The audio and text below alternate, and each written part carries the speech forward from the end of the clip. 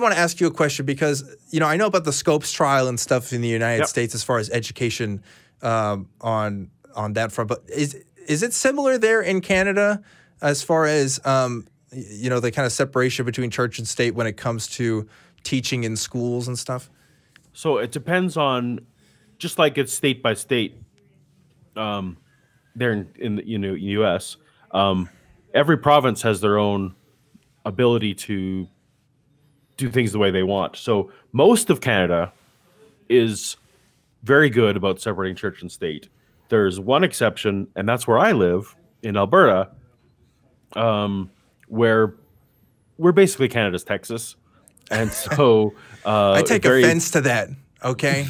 Nobody can be anybody's Texas. Only Texas can be Texas's Texas. All right. We're huge. We have oil. We're you know, you can't see anything when you drive around. It's the same. All right. Okay. When you come to Faithless Forum, Paul, we'll see if you have the same opinion that you just. I've been to Texas. I've been to Texas. Oh, you really? Okay. All right. Yeah. Well. Yeah. Anyway, but no, in Alberta, unfortunately, you know, there's a lot of some of that stuff creeps in. But the bigger movement in Canada is actually in the homeschool movement. And in homeschool, it's very unregulated, and so you can end up using tax dollars for almost anything.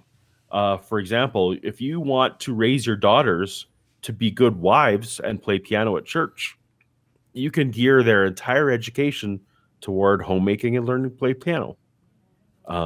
Really? And you know, and learning about the sick. And so the homeschool front is one of the ones that I'm most concerned about here in Canada.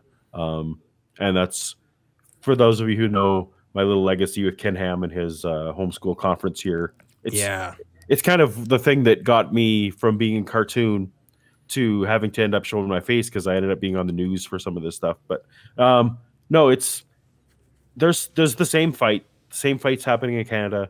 Fortunately, I would say for most of the country, it's winning, that science is holding the day. Huh. Wow. Yeah, you know, I know of some friends in my life, of course, this is the United States, but who got their kids out of school because they felt like the secular education wasn't good enough for them, or they felt uncomfortable. Specifically, the story they cited to me was they were learning about Egyptian history at some point. I never took a class on Egyptian history, but whatever, that's what they told me. And they were tasked to create like little models out of clay, like to basically be kind of their own gods, I guess, because, you know, kind of doing a mythology and stuff. And this family was really mad about that because they thought that this was creating idols.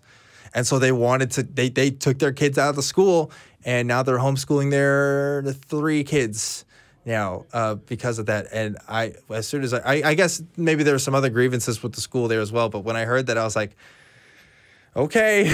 I've got to think that if making Play-Doh stuff causes you religious grief, there were other grievances as well. I would hope so. I would hope so, but you never know with these kinds of things.